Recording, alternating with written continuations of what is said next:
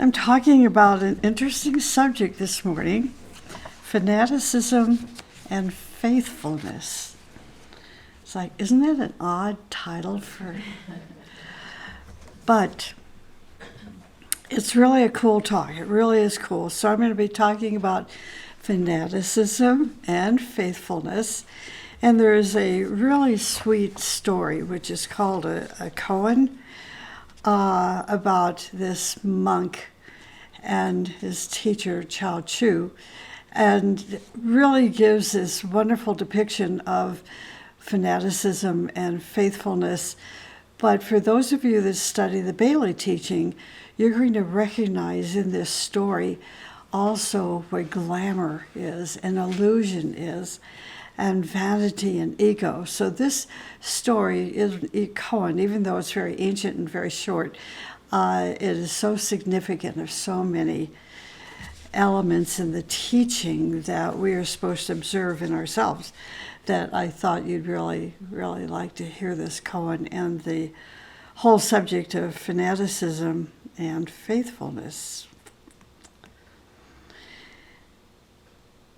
So fanaticism and faithfulness, first in a general sense, and then in a more specific understanding found in the teaching. So I'm going to share both. I guess we could call it the exoteric and the esoteric. But no matter which level of understanding we approach fanaticism, one thing is consistent. Fanaticism is an excessive intolerance of opposing views, an excessive intolerance of opposing views. In general, faithfulness means to keep your promises and honor your commitments, even when the cost is high. To be faithful indicates that your word means something.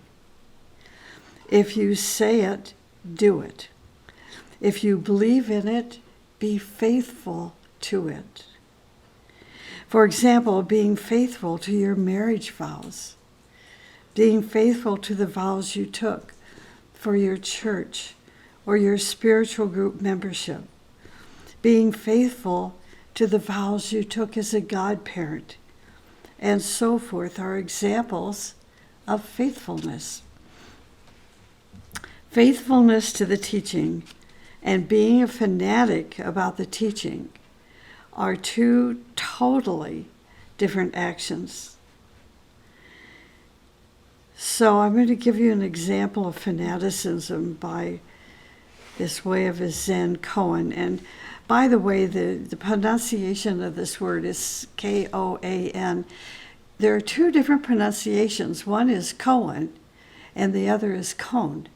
Either one. You go to Webster Dictionary on your internet and say pronounce this word, and several different places they pronounce it differently. So I've chosen to pronounce it as koan, but koan is acceptable as well.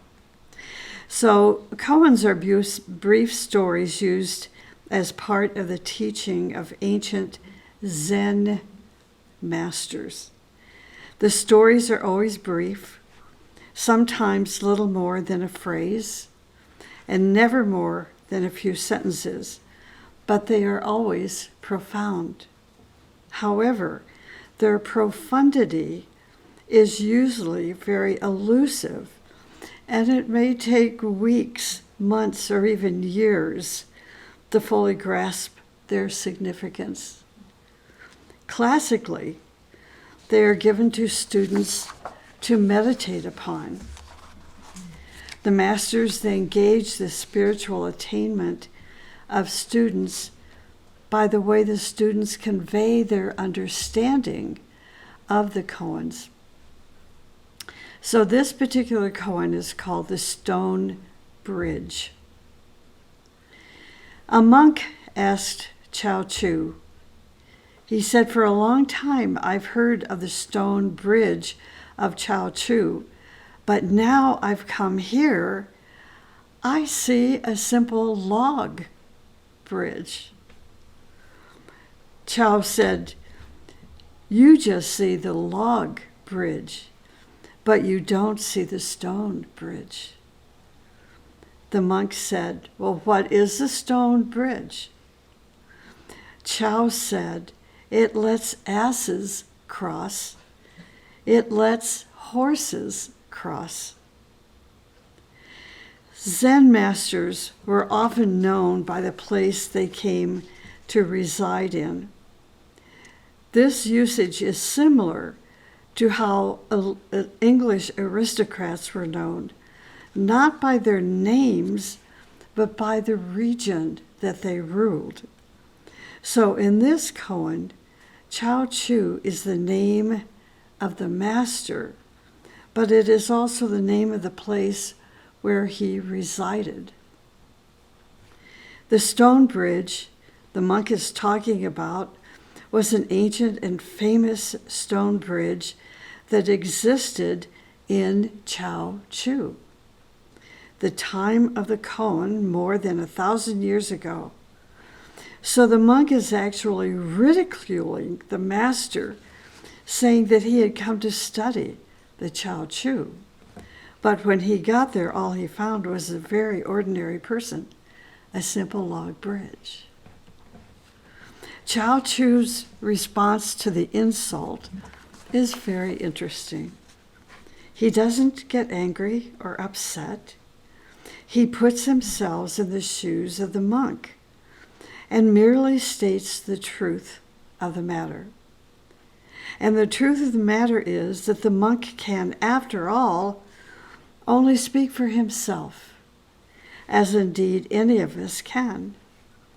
Chao Chu says to the monk, "You see the log bridge, but you don't see the stone bridge." He is in effect saying to the monk, "My friend, that is all that you are equipped to see, a simple log bridge, or just an ordinary simple person." But the monk is not easily satisfied, and he challenges Chao Chu further, and he asks, "What is the stone bridge?" He is saying, in effect, "Okay, so you say you are no just ordinary person, so tell me, who are you?" Now, what can Chao Chu say in response to this challenge? Should he enumerate his qualities and attributes? Should he list all the people he has successfully trained? Or should he attack the monk for his stupidity and insolence? Chao Chu chooses to do nothing of the sort. Again, he states the truth simply and beautifully. And in answering, he leaves us this profound teaching, which is as valid today as it was then. He says quite calmly and simply, "It lets asses cross. It lets horses cross." Now, Chao Chu's first arrow is compassionate, for it goes to the heart of the monk, his lack of understanding. Chao Chu is saying to him, in effect, "My dear friend, you can see the particular, but you cannot see the whole. You can see this particular and ordinary person in front of you, but you cannot see the whole truth of which I am a part. You are using your narrow and partial views to create your own partial world view. You come looking for a great master, but all you can see is the personality me, which is no different from the personality you. And there is no doubt an element of truth in what you say, but you then expand this partial truth to become the whole truth. To do so is perverse. It is headstrong because it is driven by your vanity to elevate yourself at my expense. When you do that, you see me as vain as you are, and you feel that I am proclaiming myself as this wonderful teacher, which makes you feel small. So you try to cut me down. Wake up, my friend, and do not see only the log bridge, but see the stone bridge, and understand that the stone bridge is as ancient as it is profound. It bridges ignorance with reality, not with an imagination rich in vanity. Is that not profound? So much in it. So a fanatic is attached to whatever he has and cannot expand his mental prison. Fanaticism is the inability to see the whole. So when we look at the news today, the political news, and the strangeness that is going on, and whole thinking person are looking at the myriad of fanatics who have the inability to see the whole, this is our answer. It's not that they're, well, maybe they are stupid, but the cause underlying the situation is that they have an inability to see the whole. It is also intolerance. The fanatic is also lacking intolerance in anything or anyone who is outside of his or her so-called wholeness. In other words, their little corner of space, little corner in space.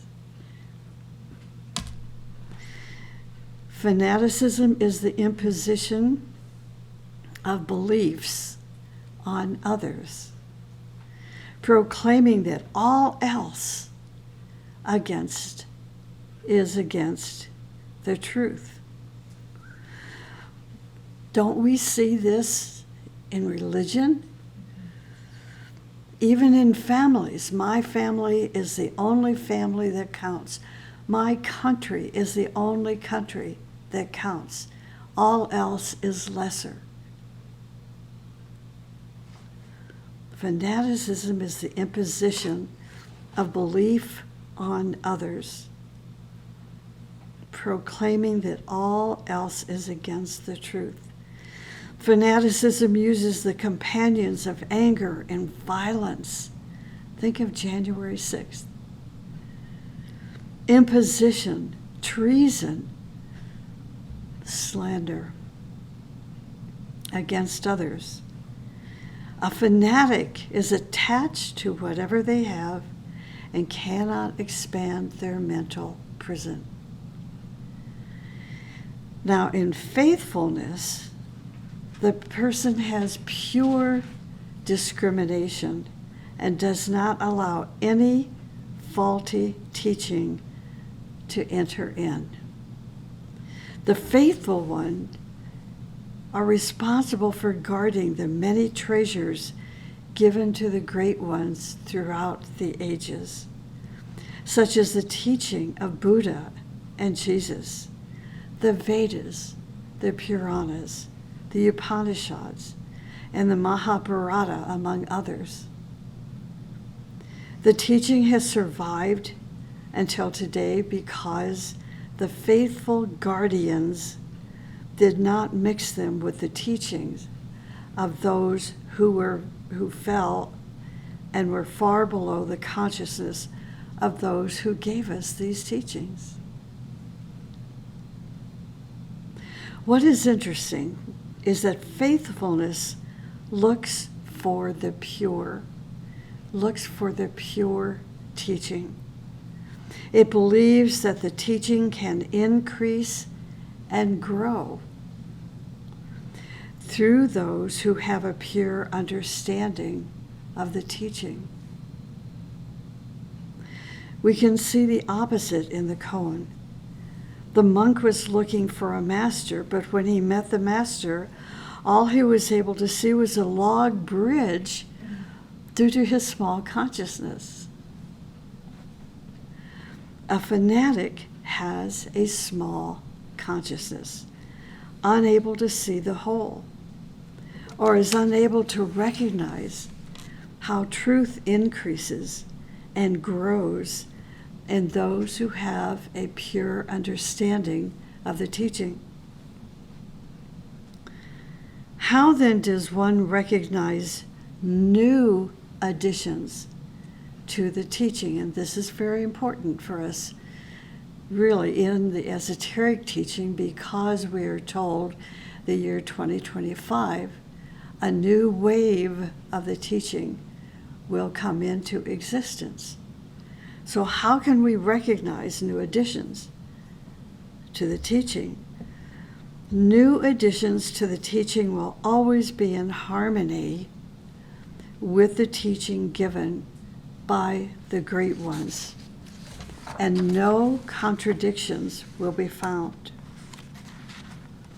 There may possibly be a deepening and expansion of some of the fundamental ideas and principles. Fanaticism cannot grow because all that the fanatic knows is the last word. See, the last word, and all else, all the rest is wrong. The fanatic says, all must deny their path and follow my beliefs, or else they must be persecuted in various ways. When a person studies the teaching, it is very important for the first 5 to 7 years of study to keep their consciousness very clear and in certainty until their consciousness grows and their sense of discrimination opens.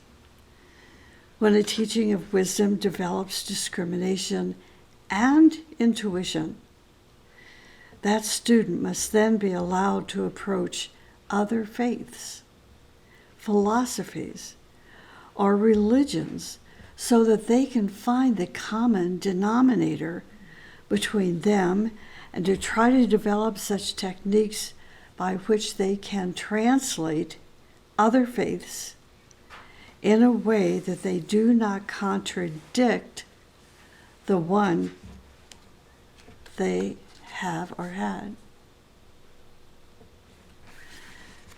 So faithfulness. Faithfulness is a search for truth and fact, no matter where they are found. To pursue such a search, one must really believe that their faith is based upon a real foundation. So this reminds me of all the conspiracy theories that are floating around now on the internet,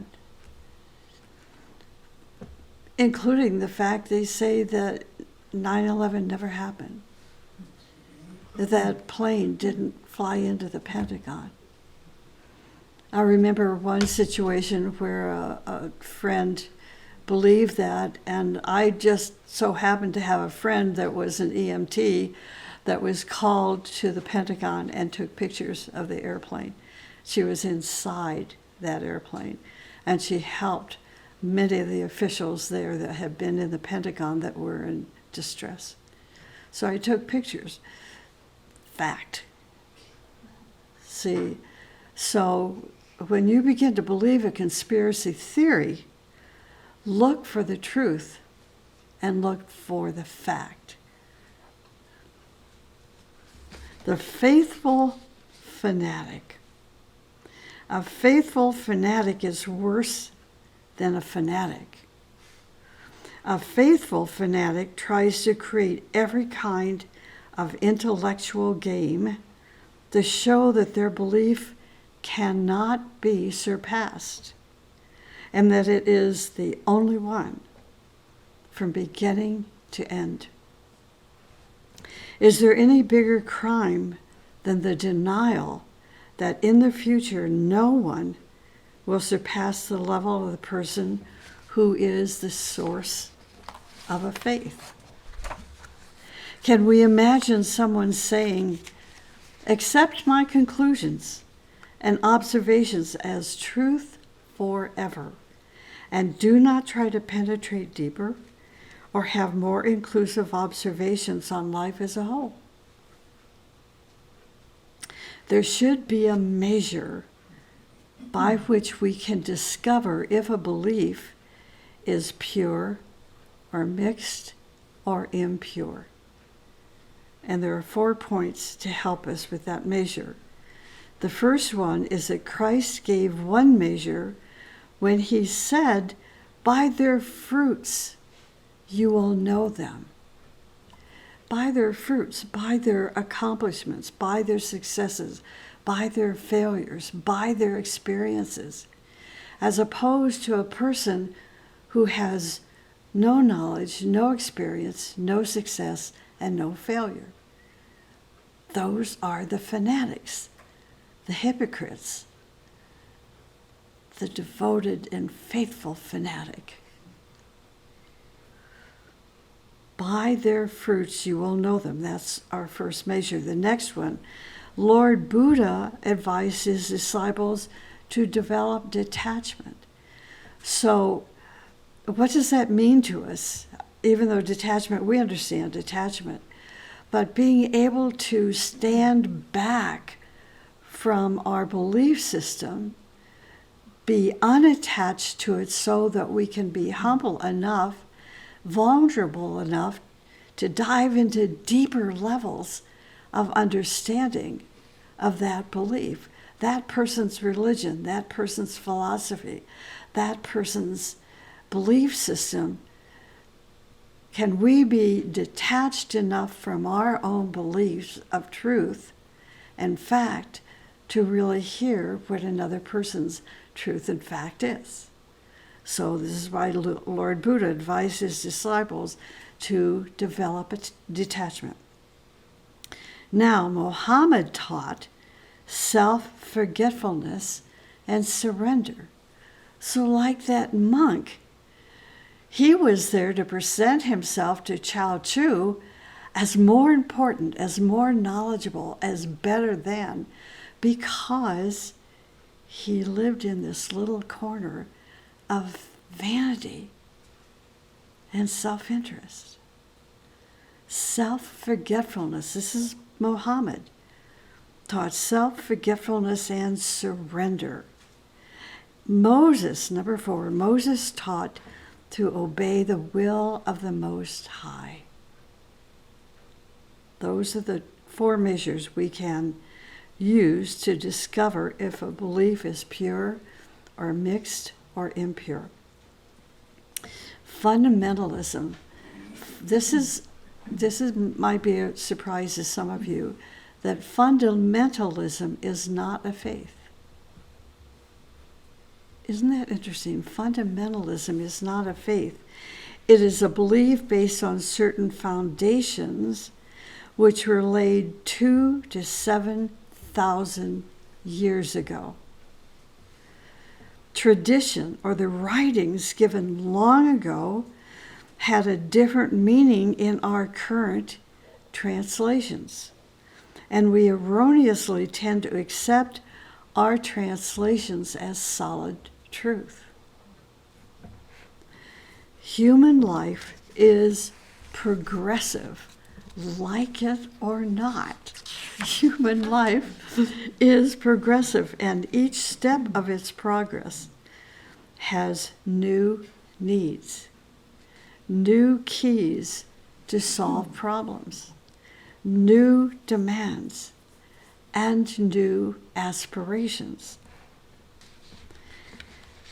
So foundations that I was talking about that are laid 2,000 to 7,000 years ago. Foundations are important. The foundation of the age's wisdom is light. But it is light that is ever progressive in its expressions and manifestations. So we can take the teachings of Agni Yoga that was given 100 years ago, and because it is progressive in its expression and manifestation, it meets our needs not only today, the present, but also anticipates the needs of the future to help prepare us. Faithfulness to the teaching is the dedication to pure light in all manifestations or expressions of the light. That's another definition of faithfulness. Dedication, faithfulness to the teaching is a dedication to pure light in all manifestations or expressions of that light. Fanaticism is blind adherence to one portion of the foundation.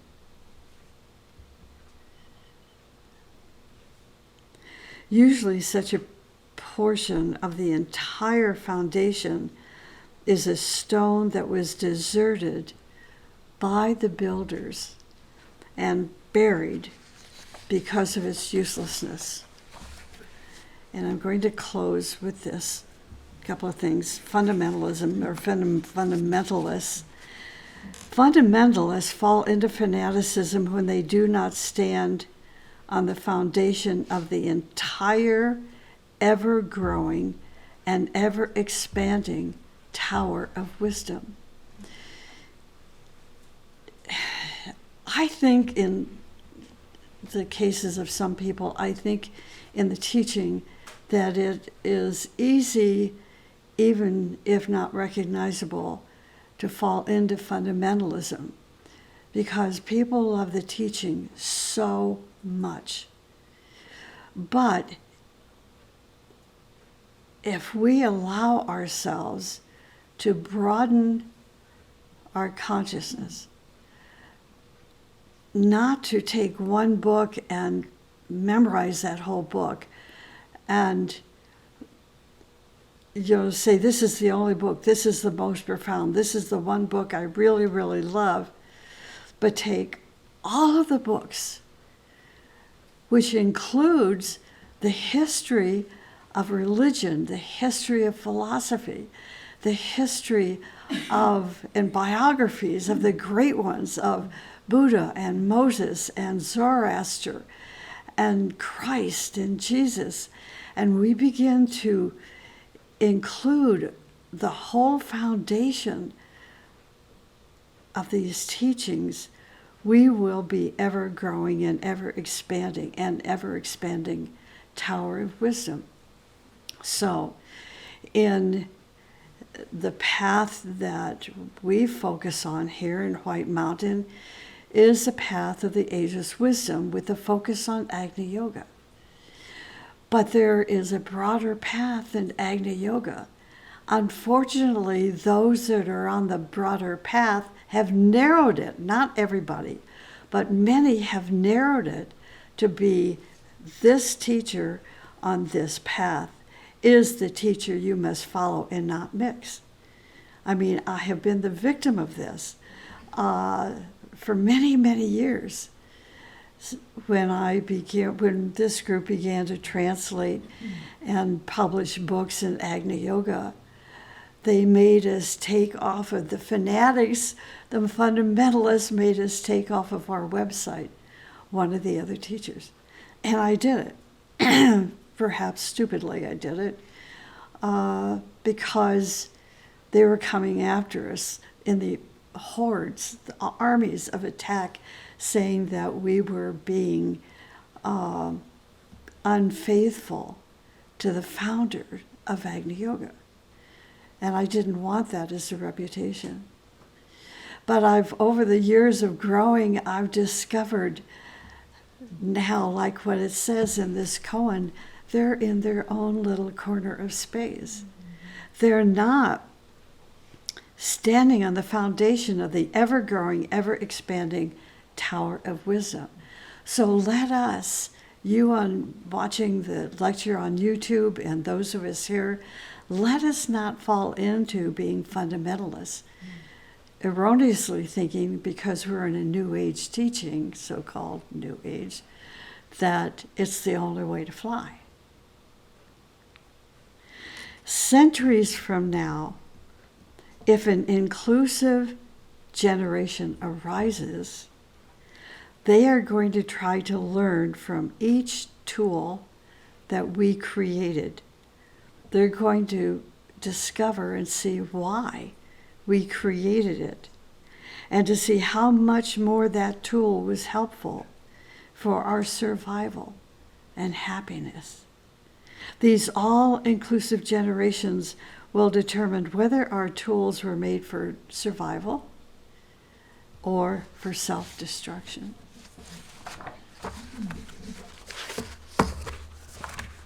Isn't that something? Yeah, I love this whole theme of fanaticism and fundamentalism for the times that we are living in right now, because it definitely gives us answers as to what's happening.